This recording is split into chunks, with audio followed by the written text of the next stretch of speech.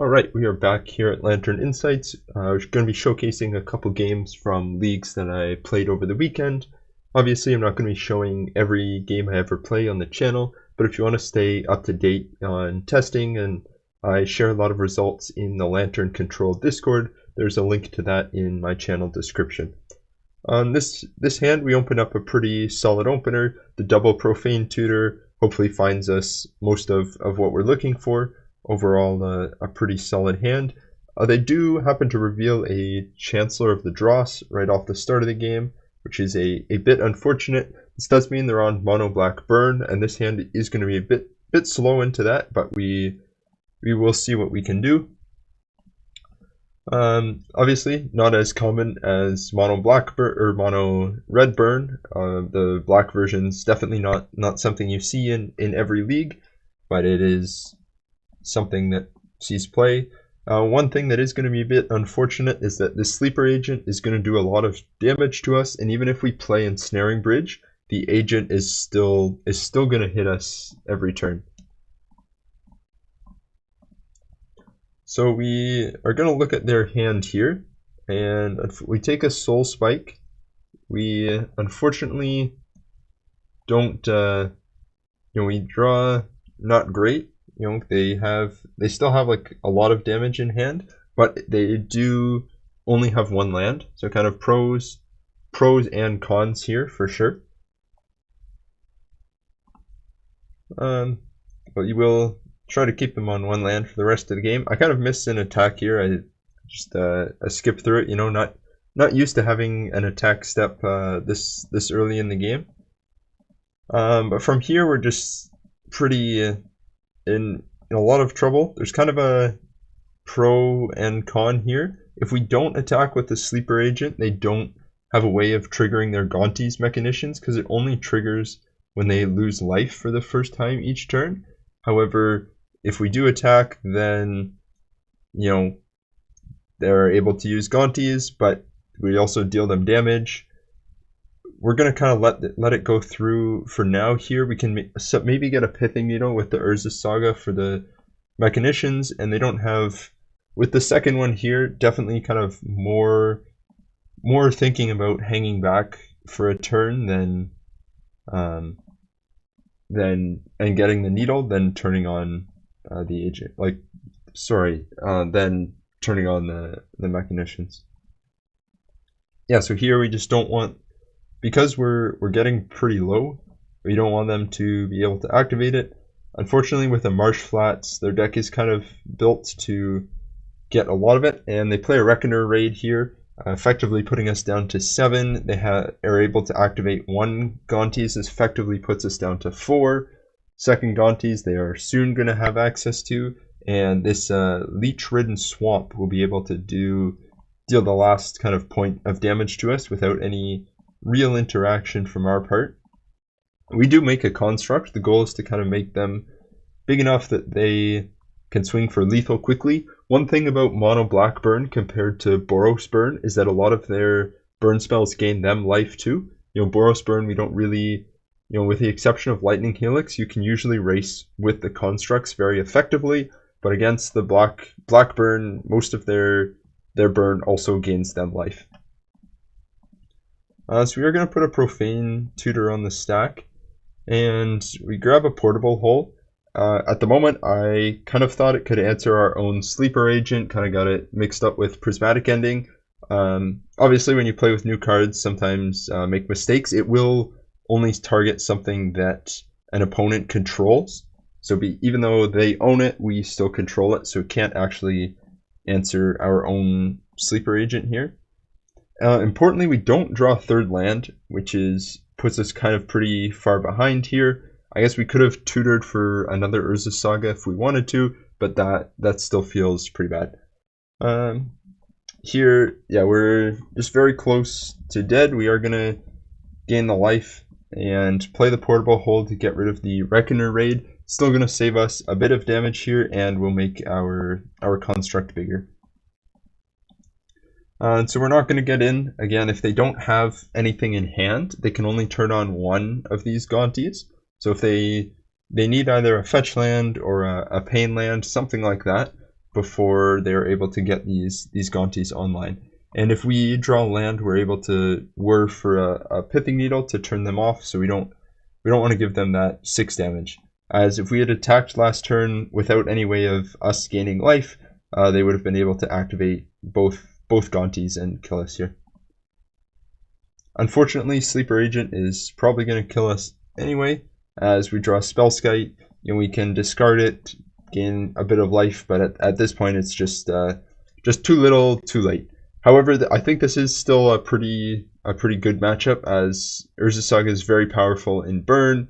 They give us another Sleeper Agent for 2 power, and we concede here. We're taking 4, and we're only able to gain 3, and the Gaunties is just going to kill us slowly. Not a very good draw game 1, but we'll try to get them back in game 2. If you're enjoying this content, you like learning about Lantern and want to see future videos, I would encourage you to hit subscribe. And if you have any feedback on kind of audio or visual quality, sorry, some of the intro is a bit shaky there. It's just experimenting with a slightly different recording structure. But if you have any feedback, would love to hear it. Let's get into game 2. All right, as we get into game 2 here, we open up a pretty solid hand. I think the Profane Tutor is a very nice card to have in the matchup, and I really like the power of Mishra's Bauble and Codex Shredder. It's just a very strong interaction. In terms of what we were bringing in from the sideboard, we were bringing in the ley lines, obviously very useful, and then just making a few minor trims, things like Cursed Totem that we don't really need. Sideboarding still rough, working on sorting that out, just need a bit more experience with this Profane word list. And unfortunately for our opponent, they do mulligan down to 5. Obviously with burn, prioritizing fast hands is pretty important, so they are going to try to do that. Here we run out the Mishra's Bauble, targeting ourselves first, because if there was a land, we are digging for a second land, but if there was one on top, I would cast that Duress on turn 1. Unfortunately, there is an Ensnaring Bridge, so we are going to have to mill that, as we just really need to hit our second land with this hand. And there, we get our second land, which is Saga, which is probably our best card in the matchup. It's extremely powerful against burn decks, just all on its own. Whether that's mono black burn or the traditional Boros shells. Here we do elect to go for the Pixis and Duress line. I think because they are on the back foot already, mulliganing down to 5, we have the Bauble to give us a bit of selection for our top, and we're going to look to put pressure on them with Urza Saga. So playing the artifacts and maybe delaying Profane Tutor, I think, can be very effective. And we do see they have Bump in the Night, like I talked about, one of their direct damage spells. And then they also have this enchantment that will kill Urza Saga. It turns it into a swamp, and whenever it becomes tapped, its controller loses 2 life. Obviously more of a late game plan for them if they put it on a non-Saga land, or if they put it on Saga, it will just kill Saga. So we're gonna take the ground here, leave them with Bump in the Night, as just taking 3 damage we're not too worried about. And then we're going to Bauble ourselves, seeing the Glimmer Void. We're fine to draw that, as we want to be able to make constructs with this Saga. They do draw Peatland, which importantly is going to let them turn on Gaunties Mechanicians. So just again, this is just a 1 mana, 1 mana deal 3, gain 3. So a very effective card in their deck, kind of one of the upsides of playing mono black burn. And they hit us with a Sovereign's Bite, in many ways like Lightning Helix at sorcery speed. This is mono black burn is actually a deck that I really like. I think it's a fun idea. Not sure how competitive it is, but it's definitely fun. I can give it that. And we draw the Leyline of Sanctity right on time here, but of course we're only interested in making constructs this game. We know they have a land plus Bump in the Night in hand, so we don't have to worry about too much damage coming our way. Overgrown Tomb was that land for them, and they're going to play the Reckoner Raid. So we gotta know everything that they have in hand. I don't know exactly why they didn't just play the Bump in the Night, but maybe they thought we had interaction of some sort up. But here we are just gonna make constructs. They elect to draw a card. Obviously, they're a deck that operates on very few lands. They don't really need 3 for much.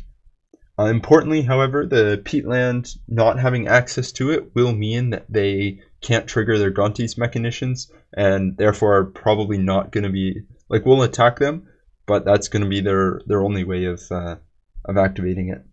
And so we draw a lantern here, and we're just going to start getting in. Obviously, making 5/5s is a pretty quick clock, and we're gonna let them draw the raid here. We're not too worried about another one. We're kind of only really interested in things that interrupt the lock at this point. Yes, we can keep them off burn, but I don't know.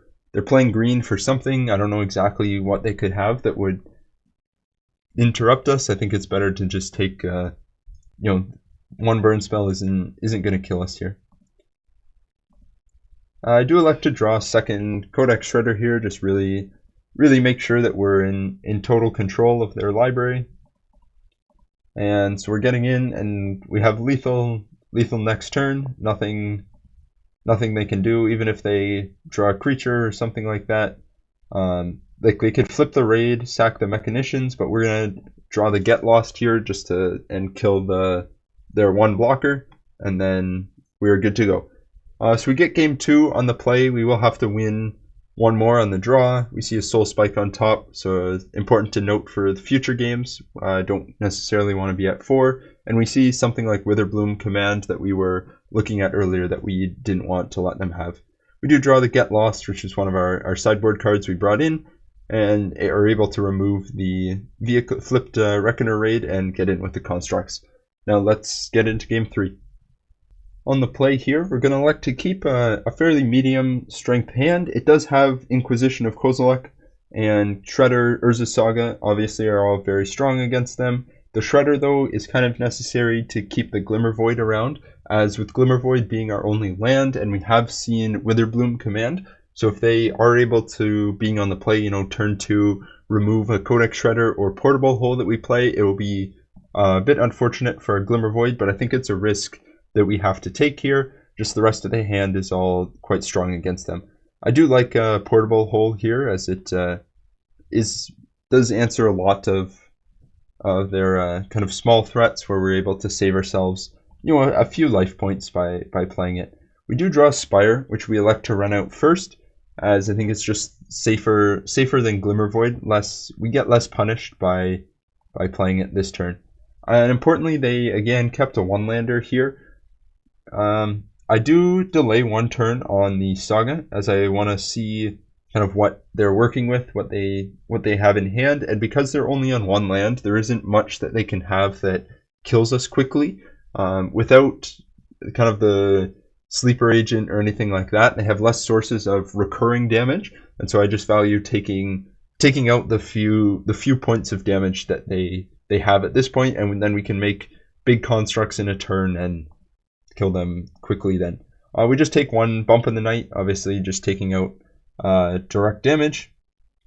We do elect to go after the 2/2, which is going to be able to get in for a few turns, probably hitting us for at least 4 damage, whereas the Mechanicians is only hitting us for 3.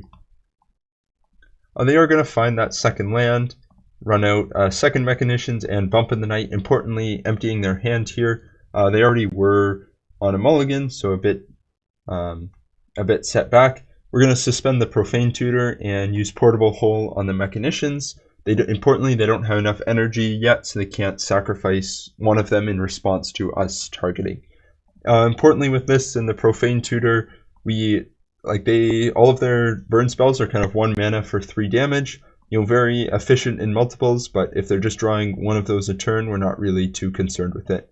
A Desperation draw if they're Peatland, draw one of their lands that's going to do a bit of damage to us over the game, but not anything we're worried about, and they concede here.